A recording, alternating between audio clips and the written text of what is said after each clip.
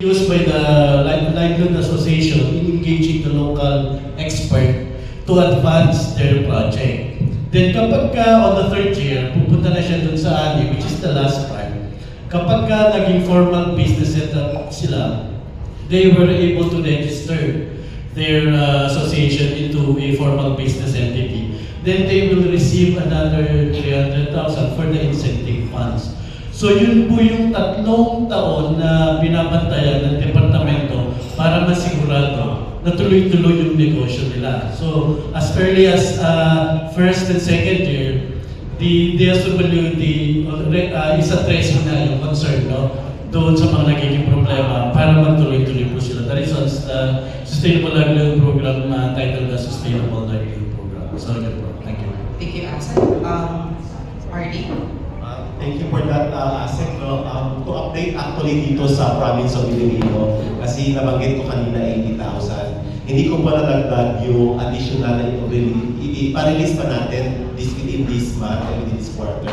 Kaya ang province of Iloilo meron na tayong total na 116 na million sa buong province of Iloilo, and we have 11 million dito po sa Iloilo City. Itong Iloilo City kasi natin very unique kasi yung ating target beneficiary, yung mga displays natin ng mga market vendors. Kasi we all know naman na we upgrade our market dito, ASEC, sa Iloilo City. Kaya nagkaroon kami ng support doon sa ating mga market vendors as a priority po dito sa kabuhayan nila. Maraming salamat. Thank you, Marty and Asek. Next question. Good morning, Pauline Pocorani. I would like to ask sirs if can we tell deeper about the 2 programs, the MD track and the employment facilitation track? So we have the 2 tracks in Sustainable Livelihood Program. Ano ba yung Micro Enterprise Development Track at ano yung kaibahan natin sa Employment Facilitation Track? So each beneficiary may nating client towards the enterprise, di ba? May mga tao na ganyan talaga eh, kahit i-train mo sila, pang-empleyo sila talaga. Parang ako, wala akong negosyo kasi pang-empleyo ko. So mahirap siyang ipasok doon sa track na hindi niya pupuntahan. So the Micro Enterprise Development Track teach them how to start their small business, the micro business. No? Tinitrain yan on the financial literacy, simple bookkeeping, yung value formation, which is the core competency of the DSWD before sila mag-start ng business, before the grants released to them. So yun yung pag-negosyo, maliliit na negosyo na sila mismo doon sa barangay yung gumagawa. Well, the Employment Facilitation Track, in partner with the Department of Labor and Employment, will provide the number 1 is the documentary requirements such as yung mga NPI, police clearance, medical certificate para doon sa pagpasok nila sa trabaho. But they have to have the guaranteed employment.